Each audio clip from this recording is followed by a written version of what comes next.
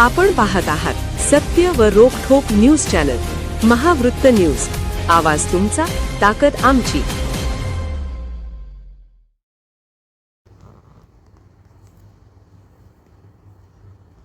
अल्पवयीन मुलींवर अत्याचार करणाऱ्या नराधमाला 20 वर्षांची शिक्षा. कोल्हापूर जिल्ह्यातील वडगाव येथील पोलीस ठाण्याच्या हद्दीत अल्पवयीन मुलींवर लैंगिक अत्याचार करणाऱ्या पंकज सावळ्या घोलप, वय वर्ष 39, राहणार चांदोली, वसाहत किनी, तालुका हातकणंगले, जिल्हा कोल्हापूर या नराधमाला न्यायालयाने 20 वर्षांची सक्त मजुरी आणि 1000 रुपये दंडाची शिक्षा सुनावली आहे.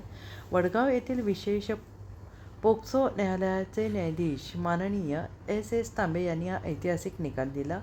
काय आहे प्रकरण? ऑगस्ट 2021 आरोपी पंकज घोलप यांनी 10 वर्ष 3 महिने 7 वर्ष 8 महिने वयाच्या 2 अल्पवयीन मुलींना आपल्या घरी बोलावून त्यांना मोबाईलवर अश्लील व्हिडिओ दाखवून त्यांच्यावर लैंगिक अत्याचार केले आणि आरोपी हा पीडित मुलींच्या जवळच्या नात्यातील होता.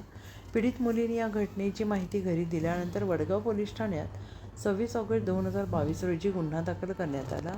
न्यायालयीन प्रक्रिया आणि निकाल या प्रकरणाचा तपास महिला पोलीस उपनिरीक्षक अर्चना पाटील यांनी पूर्ण करून न्यायालयात दोषारोपपत्र दाखल केले होते. खटल्याच्या सुनावणी दरम्यान सरकारी वकील ॲडव्होकेट अमिताई कुलकर्णी यांनी न्यायालयात 11 साक्षीदार तपासले. पुराव्यांच्या आधारे न्यायालयाने आरोपीला दोषी ठरवत 20 वर्षांची सक्त मजुरी आणि दंड अशी कडक शिक्षा सुनावली आहे. यासोबतच पीडित मुलींना जिल्हा विधी सेवा प्राधिकरणातर्फे नुकसान भरपाई देण्याचे आदेश न्यायालयाने दिले आहेत.